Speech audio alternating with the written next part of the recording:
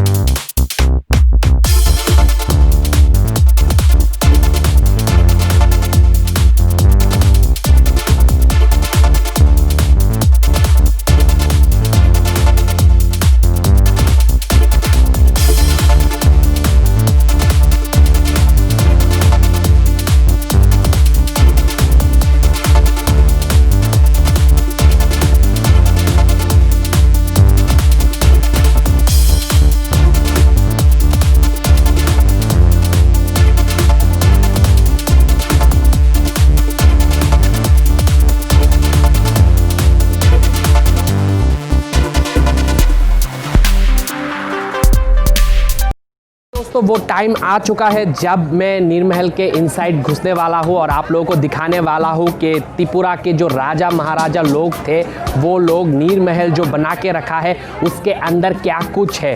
वैसे हिस्ट्री तो ये बताता है कि ये जो राजा महाराजा थे, इन लोगों ने अपने जो रानी लोग होते थे स्पेशली इन लोगों के लिए बनाया था नीर महल, मगर बाद में ये एक जलसा हो गया था और गर्मी के टाइम पे राजा महाराजा लोग इस प्लेस पे आता था और यहाँ पे इन लोगों का जलसा लगता था। तो जलसा का क्या कुछ नज़ारा है, इनसाइड क्या है, मुझे भी नहीं पता। अब मैं धीरे धीरे इनसाइड जाऊंगा और आप लोगों को इस ब्लॉग के माध्यम से पूरा कवर करके दिखाऊंगा कि इनसाइड क्या कुछ नज़ारा है। तो ब्लॉग पे एंड तक ज़रूर बने रहना।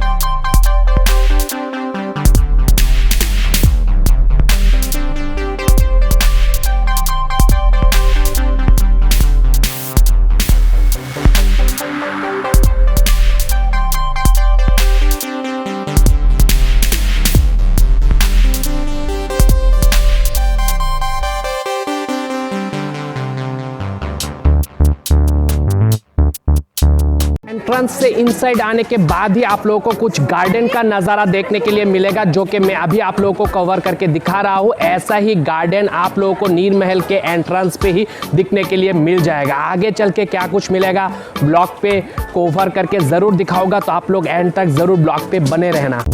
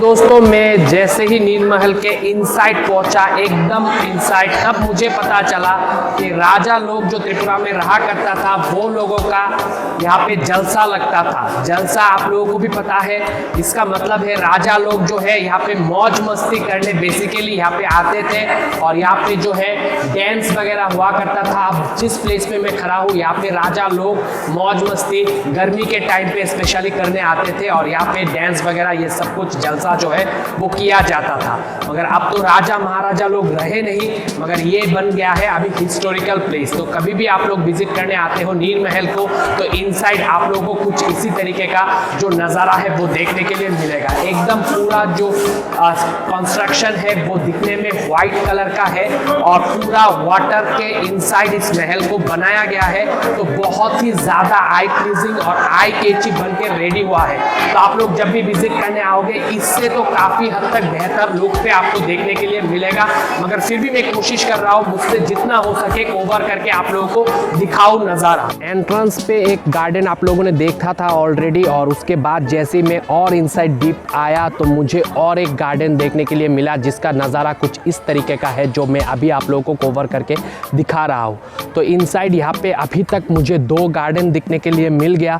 बहुत ही ज़्यादा पीसफुल प्लेस है, यहाँ पे शोर शराबा बिल्कुल भी नहीं है, सिटी लाइफ से हटके है और राजा ने इसीलिए इस प्लेस को चूज़ किया था। अपना जो वैल्यूएबल टाइम है या फिर आप कह सकते हो प्राइवेट टाइम है उसको स्पेंड करने के लिए नीर महल के अंदर। और राजा जो है त्रिपुरा का वो मोस्टली जब अभी गर्मी आता था, गर्मी के सीज़न पे ही इस प्लेस को मतलब चूज़ किया था आने के लिए और यहाँ पे आता था और यहाँ पे जलसा भी लगता था राजा महाराजाओं का। धीरे धीरे दोस्तों मैं टॉप पे जाऊँगा और टॉप पे जाने के बाद वहाँ से क्या कुछ नज़ारा होता है आज के इस ब्लॉग पे आप लोगों को कवर करके दिखाऊँगा। तो आप लोग सिर्फ मेरे साथ बने रहना ब्लॉग पे आने वाले टाइम तक।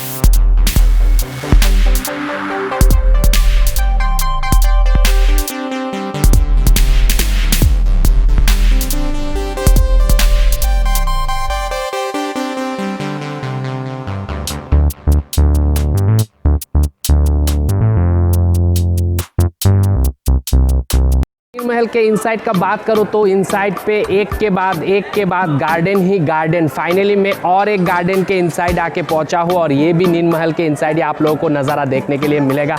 कुछ इसी प्रकार का आप लोगों को मिलेगा जब भी आप लोग विजिट करने आओगे। तो ये जो गार्डन है ये बाकी 2 गार्डन की अगर कंपैरिजन करें तो ये वाला सबसे ज़्यादा सुंदर है। जब भी आप लोग आते हो तो इनसाइड इस गार्डन को ज़रूर विजिट करके जाना। यहाँ पे प्री वेडिंग शूट वगैरह बहुत ज़्यादा होता है क्योंकि दिखने में बहुत ही ज़्यादा आई प्लीजिंग है। दोस्तों ये जो अभी आप लोग गार्डन देख रहे हो इसको हम लोग गार्डन के नाम से बोल रहे हैं, मगर ये एक्चुअल में थिएटर स्टेज था। राजा महाराजा के टाइम पे यहाँ पे थिएटर होता था और उस थिएटर का जो नज़ारा है साइड वाइज वो कुछ दिखने के लिए आप लोगों को अभी जो मैं दिखा रहा हूँ ऐसा ही नज़ारा था उस टाइम भी। और आज के डेट पे भी आप लोग विजिट करने आओगे नीर महल को तो कुछ इसी तरीके का नज़ारा आप लोगों को देखने के लिए मिलेगा। होप गाइज आप लोगों को ये ब्लॉग काफ़ी हद तक पसंद आ रहा है। आगे चल के क्या कुछ और देखने के लिए मिलेगा मुझे पता नहीं, मगर मैं कोशिश ज़रूर करूँगा जो भी हिस्टोरी इस महल के अंदर छुपा है वो आप लोगों के सामने लेके आऊँ। तो आप लोग ब्लॉग पे एंड तक ज़रूर बने रहना और ब्लॉग को लाइक करना बिल्कुल भी मत भूलना।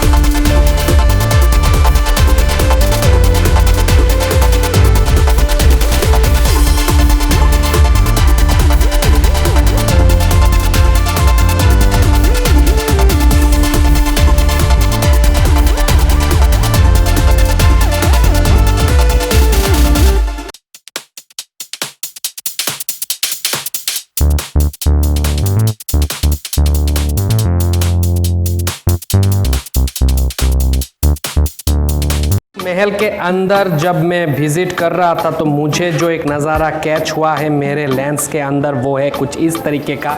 और यहाँ पे मैंने जब झांक के देखा तो यहाँ पे देखा कि बहुत सारे सिक्का इसके अंदर फेंका गया है।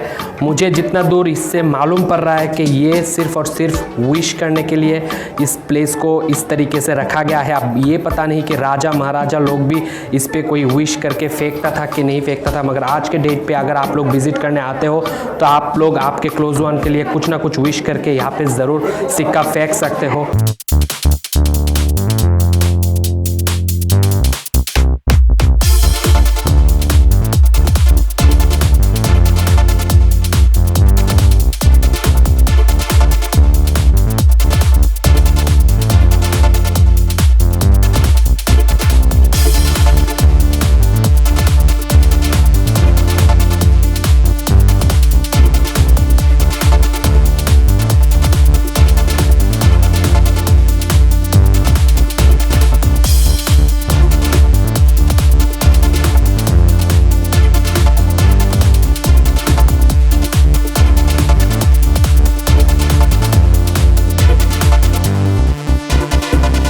तो आप भी मेरे जैसा नीरमहल को विजिट करने चाहते हो तो आप लोगों को पहले आना पड़ेगा त्रिपुरा और अगरतला पे आप लोगों को ज़रूर विजिट करना पड़ेगा। अगरतला आने के बाद अगरतला से महज 50 to 60 किलोमीटर अवे है नीरमहल।